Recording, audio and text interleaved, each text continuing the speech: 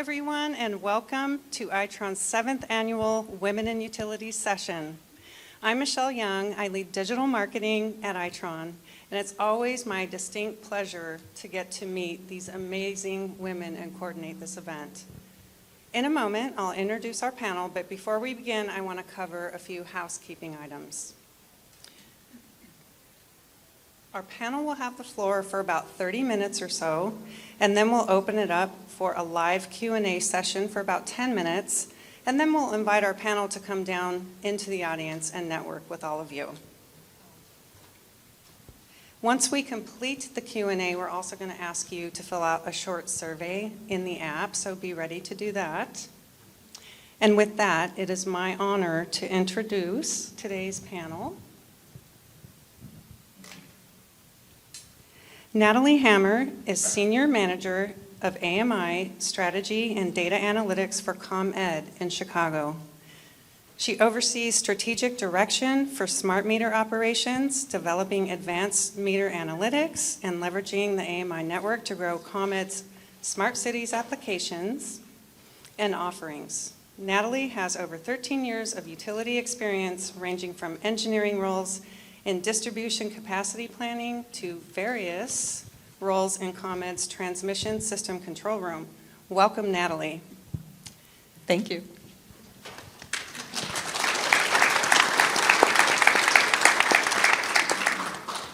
Michelle Kolp is Director of AMI Strategy and Operations at WEC Energy Group, which includes 7 operating companies.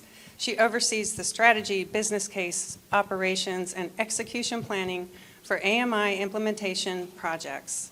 She has been with WEC Energy Group for more than 20 years and has held positions within IT, project management, and several business support roles. Welcome, Michelle.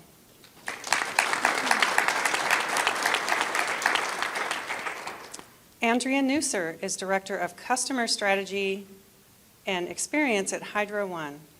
In her role, she's responsible for developing and implementing strategic initiatives to serve Hydro One's broad customer base now and into the future. Andrea is an experienced leader and engaging strategist who is passionate about shaping the future of energy. She provides thought leadership and drives collaboration through various industry working groups to enable new energy solutions and help customers with their energy transition. Welcome, Andrea.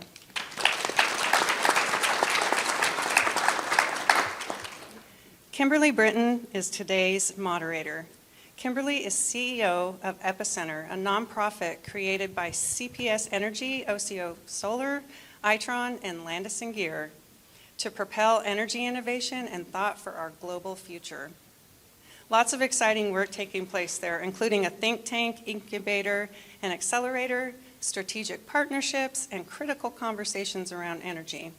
She serves on Denton's Smart Cities think tank and was recipient of the San Antonio Business Journal's Women in Leadership Award in 2021. Welcome to Kimberly, and I will now hand it over to you. Thank you so much, Michelle. Thank you. Well, this is going to be fun. And I know that it is toward the end of this day, but you are so good to be here. And thank you to the men who have joined us today. Thank you for understanding that this is about leadership and about professionals who also happen to be women. And these ladies have an amazing story to tell today. So to kick it off, my first question is I want to hear a little bit about your career paths, how you got to where you are today. And then also in the pressure on all of us to be a bit superhuman these days and to aspire to be a superhero, if you will. I want to know what your superpowers are. One superpower. All right, I'll kick it off. Mine is the ability to read a room. So watch out. All right, over to you. Natalie, why don't you start us? Okay, so for my background, so I have a bachelor's in electrical engineering, also a master's in power engineering from Illinois Institute of Technology. I started my career at Exelon Generation, actually, in our nuclear facilities. I worked there for a few years in engineering. As the introduction said, I moved over to transmission operations. I operated in one of our control centers for about 7 years. in various roles throughout the operations organization. I was actually promoted to a manager, shift manager in that organization, where I eventually left there, moved over to back to engineering, distribution capacity planning, and that brings me to where I am now in AMI strategy and data analytics. As far as a superpower, I think I would say it's about communication and connecting with my team.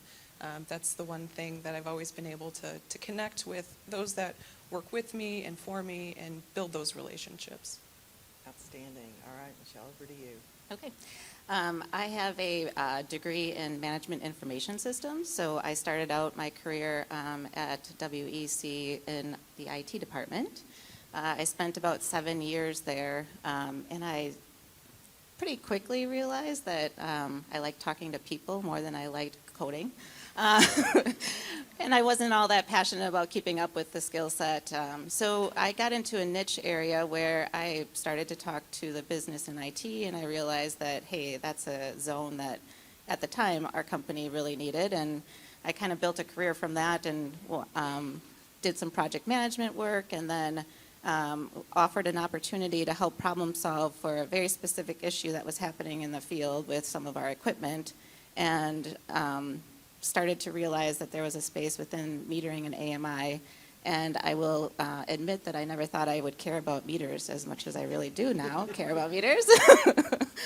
And my superpower, my team tells me I have a great BS detector, so I've learned that it's come in handy at home with my teenagers too. So.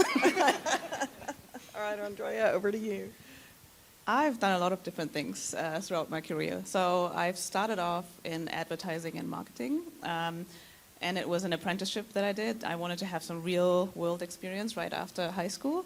So I did that for a while. I did a lot of event management, organized a lot of corporate and public events. And then at some point I decided I need to go back to school. I need to get some more academic foundational knowledge. So then I did a bachelor's degree in social sciences, a master's and a PhD in political science. Then I entered the research stream, did a lot of customer research for utilities, and that's how I ended up in the energy sector. And then I think because of all these different things that I've done, my superpower, I would say, is outside of the box thinking. Oh, excellent, excellent. All right, so just to be fair, every superhero to be a really true superhero has to have a weakness. So I want to know, starting at Andrea again, what's your kryptonite? Be honest. My impatience. Oh. My impatience with slow processes, my impatience sometimes with people when they don't catch up quick enough. That's definitely my kryptonite. Okay. Oh, I'm a great overthinker. So I tend to overthink things quite a bit, so that I would say that's my kryptonite. Your kryptonite. Okay, what about you? I'm same. I'm an overthinker, especially when there's a hurricane headed for us. Well, in all truth, your flight got canceled. So, I mean, my you know. flight did get canceled today, so yeah, I'm yeah. overthinking in a lot of directions. Well, I don't blame you a bit.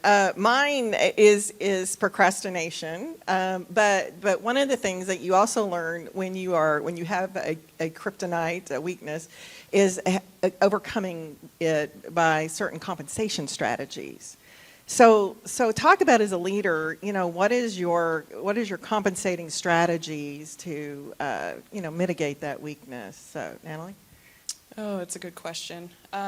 You know, the mind doesn't really stop, right? When you're overthinking, it just keeps going. And so for me, I think it's just trying to pause and take a moment and reflect and take a breath, I think a lot of times is what makes the difference. And you know, my husband will call me on it a lot of times too. I'll voice all my frustrations to him, and he'll kind of set me back in my place. Like, this isn't going to be that big of a deal. Just relax. It's going to be fine. So having that one person in life too that can bring you back down is really helpful. That's a great point. I tend to write things down, and I had to learn. I mean, I saw how my overthinking played out on my team when I would get into this mode of question. I saw the real reaction to that, and I was like, ooh, that didn't feel very good. I better change this up. So I start writing things down. If I find myself in a spin, I will stop talking and pause you got to learn. You got to do that self-assessment and really learn what you're. That self-awareness, if you will. All right, Andrea. I think for me, it's really two strategies. One is to actually try and speed things up sometimes and change processes.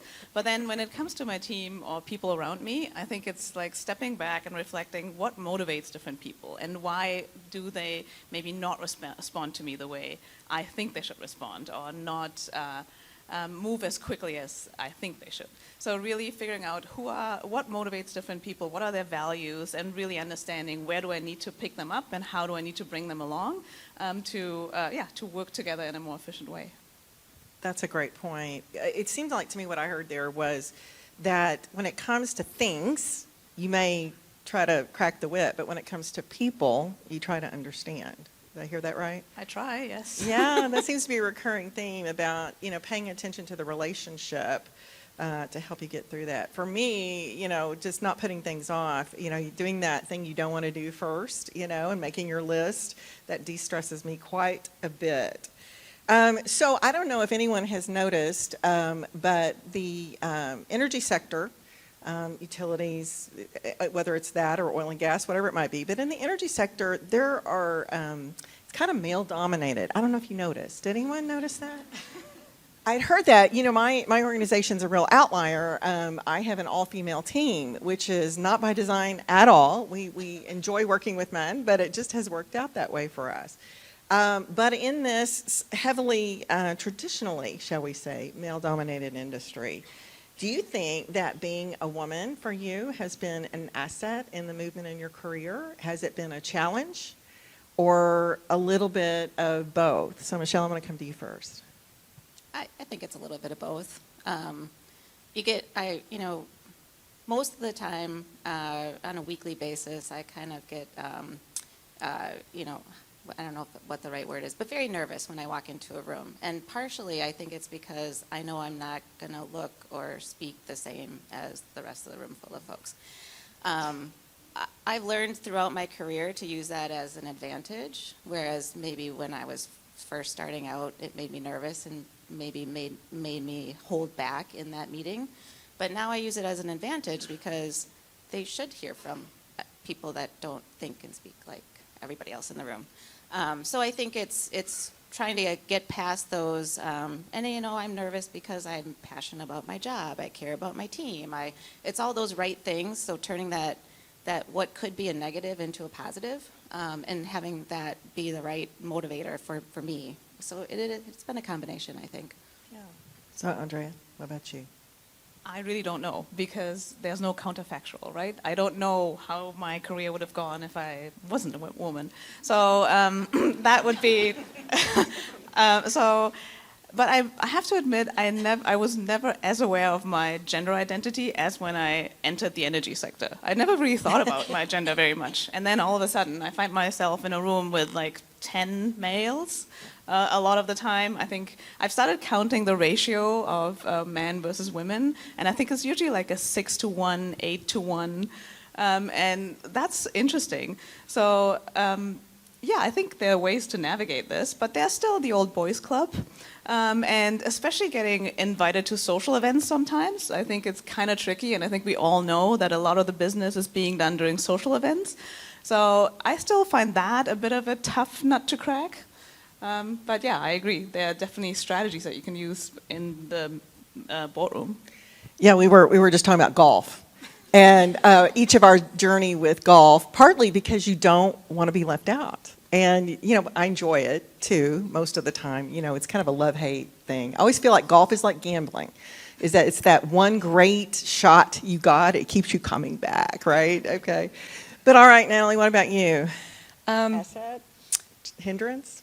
I think some of both. Yeah. It's hard to put it in one or the other. I would say, for me, going to engineering school, that was the point in time where I was the only female in the room from the time I was like 18 years old, and it hasn't changed to today, right? So I feel like I have been fighting this battle, if you will, for a long time now. So I don't notice it as much. At this point, I'm used to it.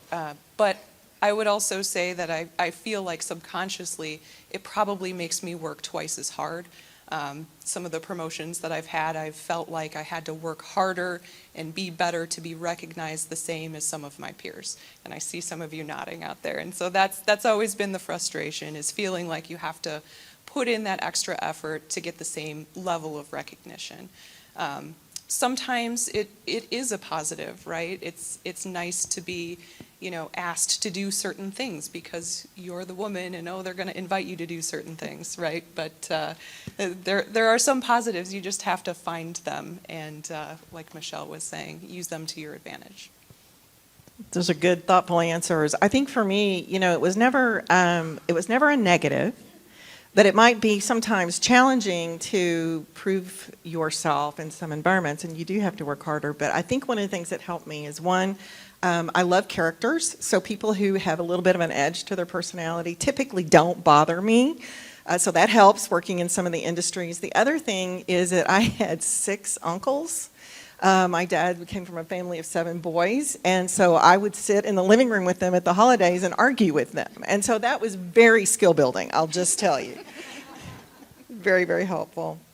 All right, I'm going to read this next question because it's a very serious one. We're all talking about diversity and equity and about change in the workplace, about remote, hybrid, about folks that who are deciding just to give the minimum and as opposed to the maximum in the workplace because their thoughts about the importance of work changes. And so I want to read this question. It said, recent studies by Gartner and others show that 76% of on-site employees are more likely to be promoted over remote employees. Think about that. And that women and employees from underrepresented groups are more likely to seek remote work. So think about that. And I actually dug really deep on that because that was a kind of a definitive statement that Gartner made on their website, and I was like, okay, where's the research on that? And I dug, and there's a million reasons, and there's a great article in the Harvard Business Review, so if you want to see it, it talks about self-editing. It's really, really interesting. So to you, as a leader and a professional woman in a rapidly changing hybrid work environment, how do you foster diversity among your workforce and ensure that a variety of perspectives, like you said, are in the room where it happens, to steal from Hamilton? So who wants to take that first? Go. I can go first. All right. What I would say, I think what we've focused on at ComEd as we're returning to the office is really having those core days in the office where everybody is seen by everyone else. And I think that's key. I've seen other departments and other working groups do different things where certain employees are on certain days. And in that environment, the team never gets to see each other, never gets to build those relationships. And even, as a manager, I want to see my team, right? Because like you said, it's difficult to know what your people are doing if you don't see them on a regular basis. So I think those core days in office and being able to walk up face to face and get to know your people is really the way to break down some of those walls that are coming up with all this. Yeah. It's a pretty polarizing topic. So talking to peers, my team, leadership, and personally, I have kids at home. I'm a single parent. I've been able to drive them to things and talk to them more and make dinner for them, all while I've got, my meetings going on. So it's a multitasking world. And the leadership has asked us to come back into the office. So I think it's got to be intentional. So when I talk to folks that are having a hard time about making the transition from remote to hybrid, you got to think about it, not one size fits all. So in a very conservative workplace, I think oftentimes our top leadership wants to make it one size fits all. I think, we can't. I don't think we can anymore, especially if folks have the opportunity to look elsewhere. The other thing, though, when I talk to other women in their career, I do talk about you got to be intentional about it, and you also have to remember that as a woman, sometimes we're not great at self-promotion. And how do you do that when you're totally remote all the time? So those are things to think about. I think, as a woman in the workplace. So what would you suggest? I mean, I was sitting here thinking about that while you were talking about, we're completely remote, but we also have scheduled times to see each other. We don't have an office, so we literally have to meet places, but it's working for us, but we're small, right? So how does a woman make herself known and the quality of her work in a remote environment? So do you want to think about that and I can come back to it? I mean, I think we don't often talk about, we want the work to speak for itself. Yep. So I've had to get better about actually speaking about the work that I do and showing, like, uncovering the curtain just a little bit to let folks in on how complex, but not that, like, I'm in control. I've got it under control, but here's what the day in the life of this job really is. And I've learned to do that more.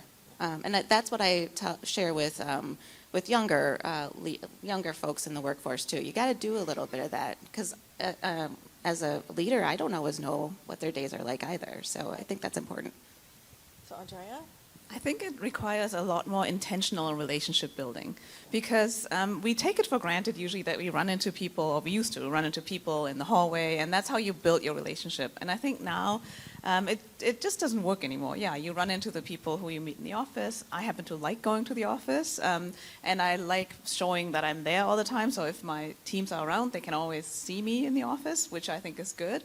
But apart from that, you really have to make a point, I think, to schedule much more time with your teams to make sure that it's not just the people who are either there or who come up with problems get your time, but that you actually have like a weekly or bi-weekly standing meeting and put real effort into something that we don't often talk about. We talk more about performance and not really how important it is to have a real relationship and yeah, this rapport with someone.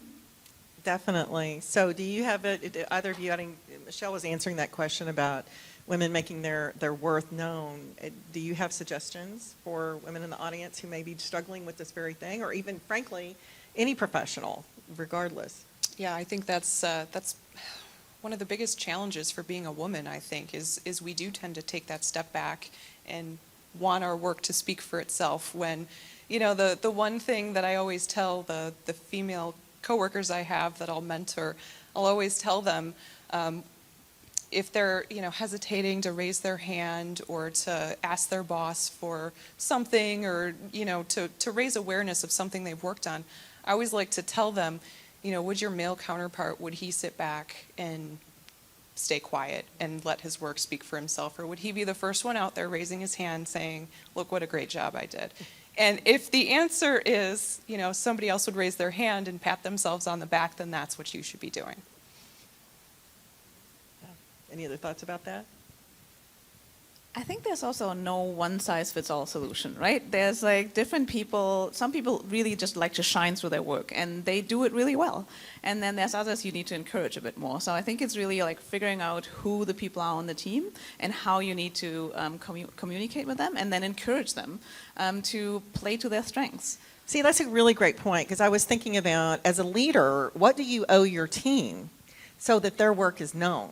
Right? I mean, that it is, if they are not one who tends to want to talk about what they're doing or that they're not as well seen, that sometimes we have to go after them and we have to promote them and make sure. I had some quieter team members in a previous iteration of my career, and I had a very difficult CEO, and if he didn't see it, it didn't happen, right? And so it was really important to make sure, and I think now with the remote environment, it's more critical than ever.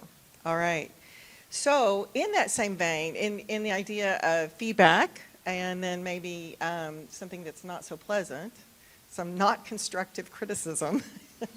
We always talk about being able to take constructive criticism, but we don't talk about how to deal sometimes with just really rotten criticism that's not necessarily fair. So let's open up here a little more. What was the toughest criticism or feedback you ever received? Natalie, come on. So the toughest piece of feedback, and it's different, right? You expect feedback to come from your boss. This was actually from someone who was my peer at the time when I was first promoted to be a manager, shift manager in our control center.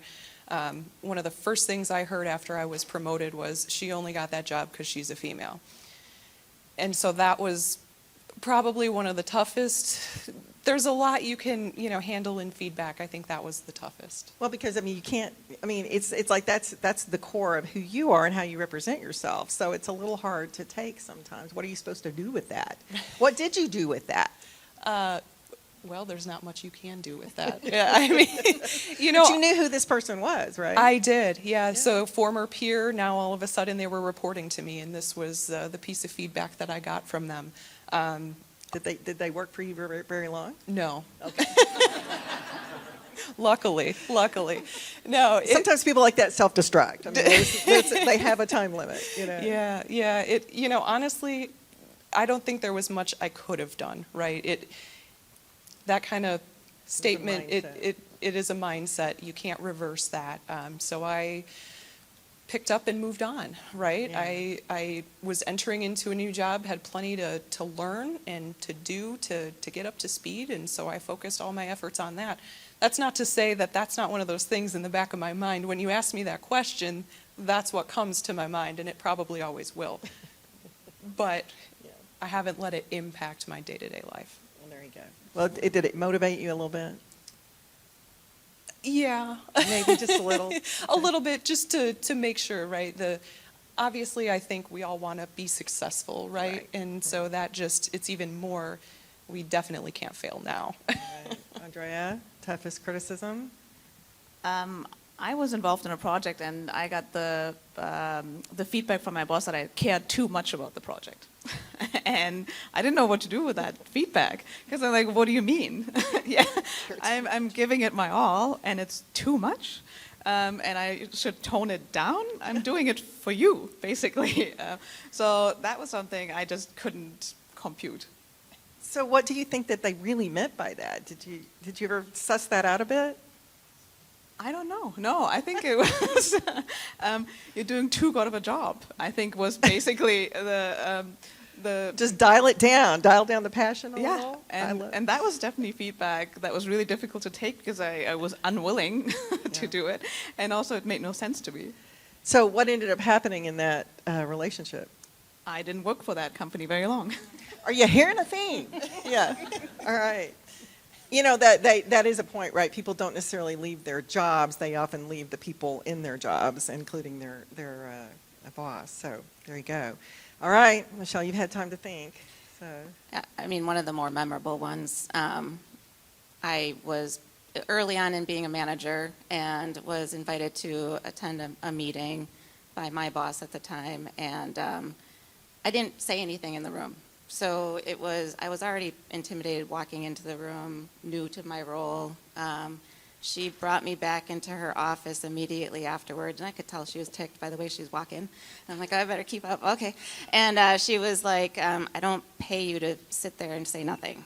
So it was a very harsh statement, but it was a pretty memorable one, and I think it kind of trickles in with, I have to figure out how to respect the room, but also make sure that I say something in meetings.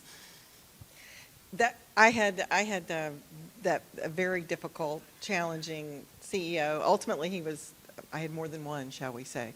So it shaped me into being, who I am or who I'm not, right, as a leader.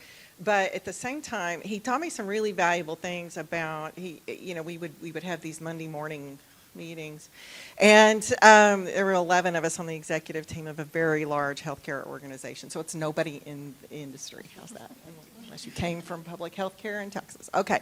So, but he basically, I was new, and he, I was trying to get the lay of the land, and I wouldn't, and also I was in a non-healthcare role. I was the head of the foundation, so it's a little different relationship.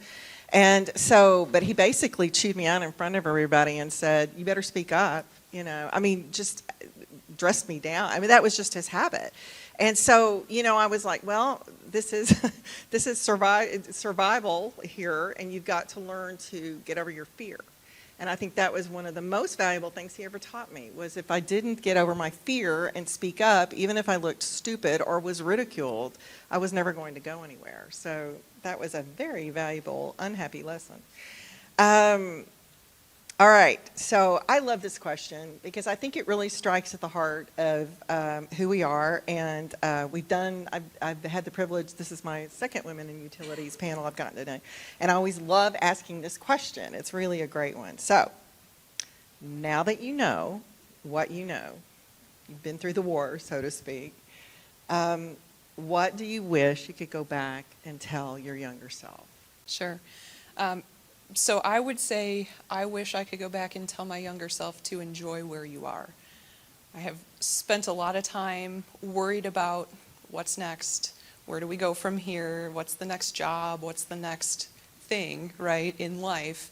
And I feel like passed by a whole lot of things I could have enjoyed at the time, right, because I'm so worried about what happens next. And it goes back to overthinking, right? But if I could just take a moment and breathe and enjoy the experience for what it is, there's much to be learned everywhere you are, and there's definitely positives in every job you have, and so just take a moment to enjoy it. Great point. All right. Michelle, go ahead.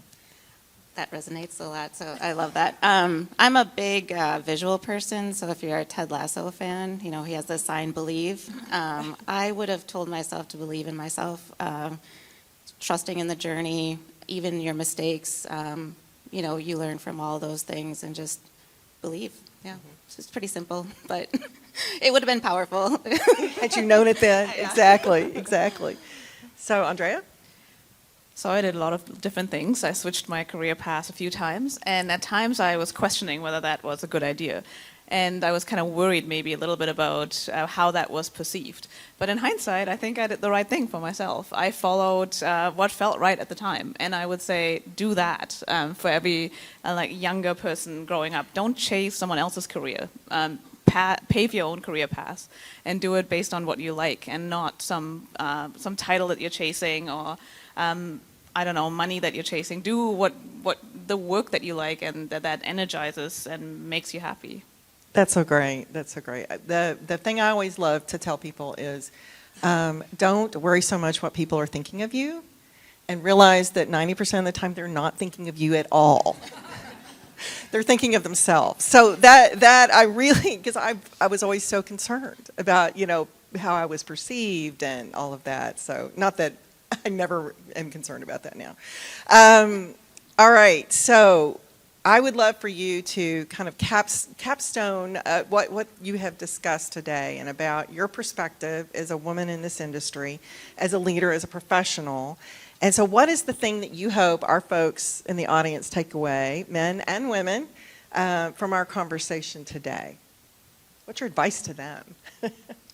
I would say, I mean, this is an interesting panel because usually when I'm on panels, I talk about the stuff I know or the stuff I do, and not necessarily about myself or my personality. So it's an interesting experience. But I think it's really important to value some of the soft skills, because you can teach a lot of the hard skills. I think we need to pay more attention to how we work with each other, what we enjoy in the workplace, what energizes us, and when we select our team members, surround ourselves with people that we enjoy working with, and maybe don't pay as much attention to the actual skills, because you can teach a lot of technical skills, but it's very hard to change someone's character. So to me, that's one of the takeaways of today. I definitely hire for fit as much as skill any day, because you can teach almost anything. You cannot teach fit anyway, or emotional intelligence typically is a little harder. Well, and I'll build off of that, because I think the other thing too is do self-awareness of your own skills, pros and cons, and then challenge yourself to surround yourself with people who will complement and contrast with that. And really do try to have a team that has different ways of thinking. I think that's one of the big takeaways as well. Yeah. Go ahead. All right. So, you know, I'm gonna flip the answer just a little bit from earlier, where we recommended, you know, getting in front of leaders and making sure that your work is known, right? That still stands. But also at the same time, I think you need to make those connections with your peers now, because one of the things that I've watched happen over the years is that some of the younger engineers I've worked with have always been so concerned about reaching out and making those connections with the vice presidents and the executives at a company, and not spent time developing relationships with their peers. Mm-hmm. And in 10 years, you know, those peers are the vice presidents. Those are the people who you're going to count on with those relationships in the future. So don't completely forget all your peers as you're networking at different events. That is such great advice, because I will tell you, I knew someone who I wasn't working closely with out in the community at a time when they were a young pup. And we're friendly, not super close. Now that person is a key player in my business and in my livelihood, okay? So it really, you just never know how those relationships will grow and develop. And so that's such great advice. So I do want to end on a note. I mean, this is women in utilities, but I want to talk about, just quickly, before we open it for Q&A, we got about 2 minutes before I was going to do that. I want to give credit. Have you had a man who was a mentor, was instrumental in your career path? And this is a curve, so they haven't had a chance to think about this a little bit. But I'll give an example. How's that? And then we can start. So, you know, I talked about I had some really rotten CEOs. Well, I also had some good ones. And he looked like Gomez Addams from the Addams Family. So his name was Tim, and he was one of those guys. I mean, on one hand, he would tell me I should never wear hot pink, which he was right, but that was an inappropriate thing to say. But two, he was the one who, because I was going to college, I left, started a career, I came back and was putting myself through college while I worked full time at the hospital. And he looked at me one day and he goes, "If you'll finish your degree, I will promote you to director," because I was still a coordinator at that point, but I interfaced with him a lot because of what I did. Normally, I wouldn't be in the CEO's office. And I was, I don't know, in my late 20s or whatever, and I took him up on it. And so it made me determined, and then even before I technically graduated, he promoted me. And that made such a difference to me, because I was always afraid, because I took a non-traditional path, that I would be hampered in the forward movement in my career. And so he was really instrumental in helping me know that that simply wasn't true. So now, go. All right. I actually have to take mine a little bit further back outside the working world. It was actually when I started college, one of the first professors I had in engineering got all the women together, all the first year women in electrical engineering, sat us down together, and like there's 5 of us, right? There's none. Big group. And he sat us down together after class and he said, "Look, this is going to be really hard for you. I recognize that. My wife is an engineer. I understand how difficult this is going to be for you. But I just want you to know that you can do it. You can make it to the end of this, and you're going to be successful if you try hard." And I think that was the point. I needed that, right, when I was a freshman in college and just starting on this journey. But I still think back to that to this day. You know, it's in my head that, yes, you can do this. That's a great story. There's got to be a man there somewhere who helped you. Yes, absolutely. There's 2. I mean, I have a peer that we have a very good working relationship, and we have some pretty honest discussions with one another. For example, you know, I'll walk out of a room and I'll say, "You handled that so well. I wish I could have said it just like you did in that instance." And he looks at me and goes, "Yeah, but in other instances, we need your style, because I come in like bull in a china shop, and you know, you're helping me repair all the relationship damage I do." And I'm like, "Oh, we work well together." That's so great. Good balance. But I think it's nice he's pivotal because we can have those very, very real conversations with one another. Yes.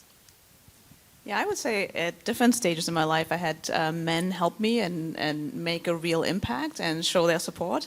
And that always made a real difference, because it gives you this extra boost to do what you do best. One's right here, right now, my current boss. That's so great. All right. Well, y'all enjoyed this? Been fun? All right. Well, we're going to open it up for a little bit of live Q&A. Michelle. Live here with my mic? Okay, very good. So we will give the audience a chance to ask questions. I'm going to roam around with the mic. If anyone has a question, please raise your hand and I'll come over. The lady who talked about the hurricane. Yeah, bars open too, probably for hurricanes. Yeah. First off, ladies, you did a great job. I mean, Kimberly, you asked some hard questions. And matter of fact, Caroline and I were snickling like, I don't know if I'd answer that with a mic. We got stories, like we all do, but that was impressive, and it was good to hear you We guys edited open some up. out, just saying. Some read it out. I wanted to expand on your last question in regards to the fact that you mentioned men, but have any of you had the value of a female mentor? And what did that look like? And, you know, what was that experience like? Yeah, for me, it wasn't my very first job. I was doing this apprenticeship. I was 19 years old, and it was great that this more senior partner in this company just came straight up to me. He's like, I'm going to take you under my wing, and no one is going to give you shit. So that was really helpful. And so it was a very different approach, but I really valued that direct approach, and she could do it. So that was great. Thank you. Any? Yeah, I can go. You know, I guess what I'll say is I have, in my career, only one time had the opportunity to work for a woman. And I wouldn't say that it was a good experience. And so, you know, it's really, I'll tell you about what I took from that, right? Because I think there's something to take from every experience, whether it's good or bad, right? And so what I took from that is, one, how to not manage people, right? But then number two is to support other women. I think that's one of the things that gets lost a lot of times is that women, because it's such a small community of us, sometimes there's competition, and nothing drives me more crazy than seeing other women tear each other down. They're, behind their backs, and there's just no need for that, right? So that's one of the things when I mentor other women that, you know, we should all be supporting each other, because if we move up together.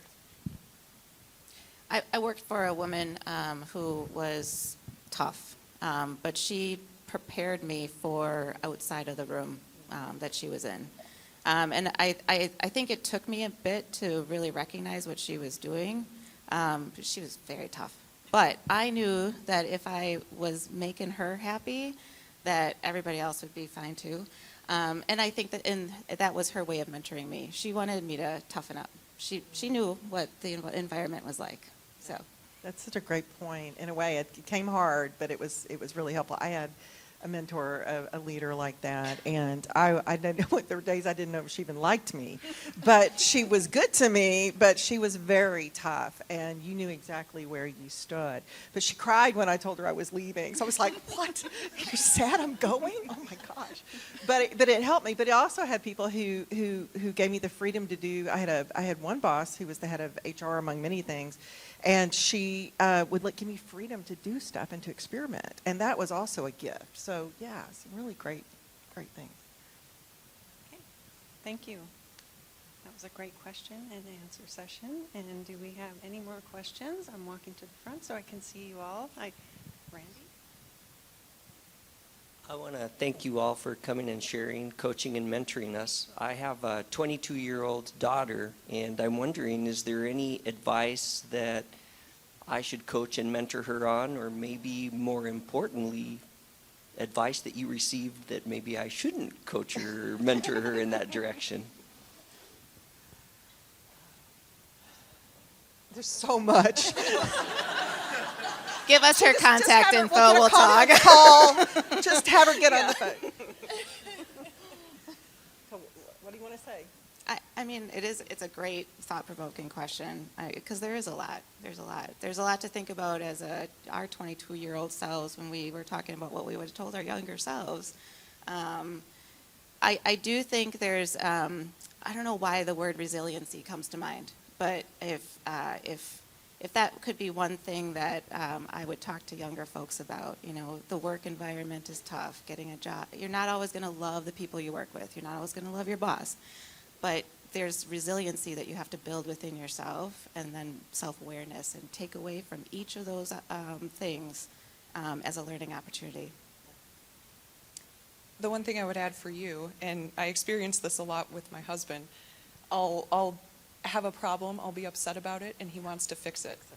Don't pick. You can't fix the problems all the time. Sometimes we just have to get there on our own. That's just the way it works.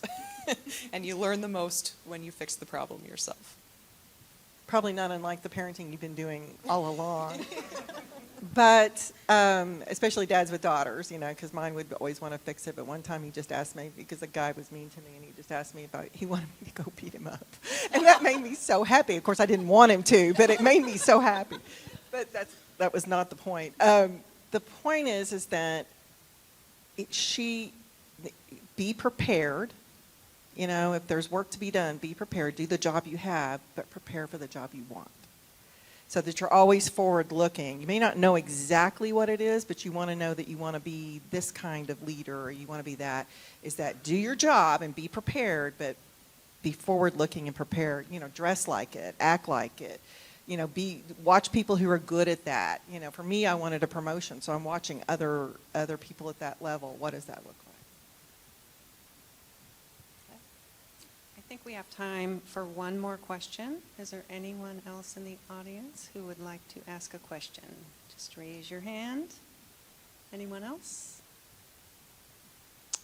Oh, there's here one. we are. Okay.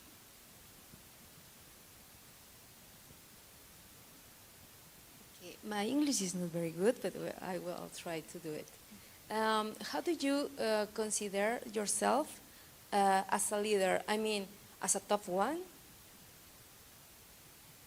As a leader, a tough leader. Yeah, it is because you said before that one of your leaders, as women leader, is a tough one. How do you how is consider? that?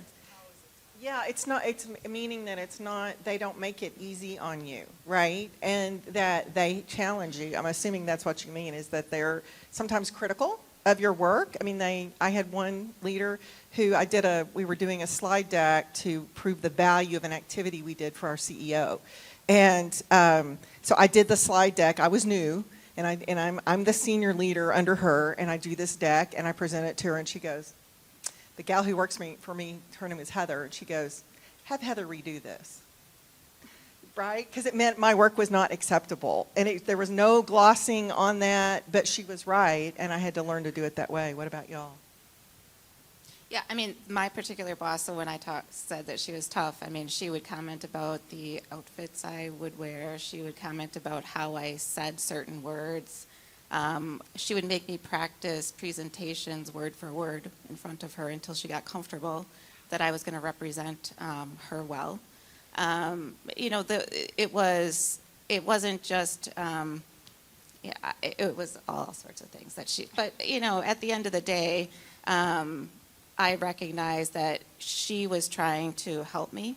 I could have done without the choice of the commenting on my clothes, but, you know.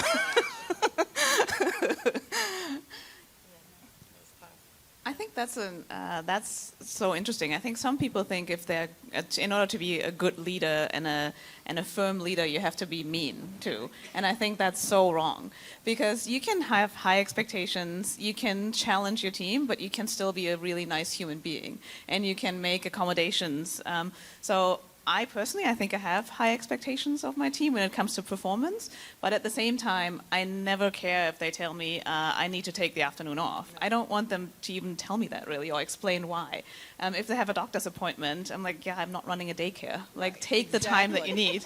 Exactly. So I think there's a lot of room and a range of how you can be a firm and a leader who leads by example, but still give everybody the space that they need. That's exactly right. I would never want to give the impression we want to be those other kinds of leaders, but that it caused us to grow, yes. But that's exactly what you want. So, did y'all learn something? I think that's a wrap. What a amazing, amazing panel. I hope you all feel as inspired as I do I want to ask you all to please take a moment to go into the app, find the session, fill out the survey, and ladies, I'd like to invite you all to join us for some networking. Thanks, everyone.